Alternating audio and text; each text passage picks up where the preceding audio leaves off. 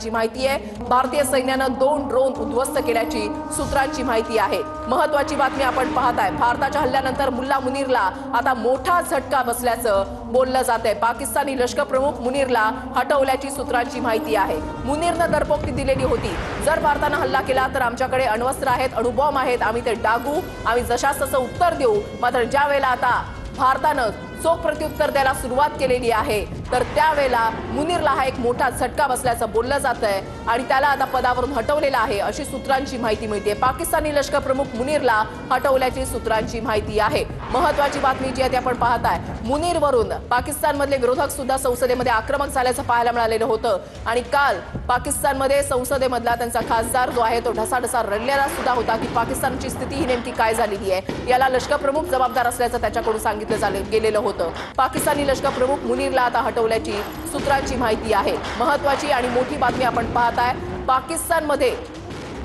पाकिस्तानला आता भारताकडून चोख प्रत्युत्तर दिलं जात असताना आता लष्कर प्रमुख जो आहे तो हटवला गेल्याची माहिती सूत्रांकडून मिळतेय। महत्त्वाची बातमी, पाकिस्तानला एका मागोमाग एक मोठे हादरे बसतायत। वायू, जल, आकाश या तिन्ही माध्यमातून भारताकडून पाकिस्तानला चोख प्रत्युत्तर जे आहे ते दिलं जात आहे। भारताकडून लाहोरवर ड्रोननं हल्ला करण्यात आला, पाकिस्तानला चोख प्रत्युत्तर देण्यात आलंय। पाकिस्तानच्या 7 शहरांवर ड्रोन आणि मिसाइल्स जे ते डागण्यात आलेले आहेत। ही 7 शहरं ही महत्त्वाची। पाक सैन्य प्रमुख मुनीर आता मोठ्या अडचणीत सापडलेला आहे। महत्त्वाची बातमी, मुनीरच्या विरोधात पाकमध्ये तीव्र संतापाची लाट उमटल्याचं पाहायला मिळतंय। पाकिस्तानमध्ये राष्ट्रद्रोहाचा गुन्हा दाखल होण्याची शक्यता आहे। महत्त्वाची बातमी जी आहे ती आपण या ठिकाणी पाहताय, भारताच्या हल्ल्यानंतर मुल्ला मुनीरला हा एक मोठा झटका बसल्याचं मानलं जात आहे।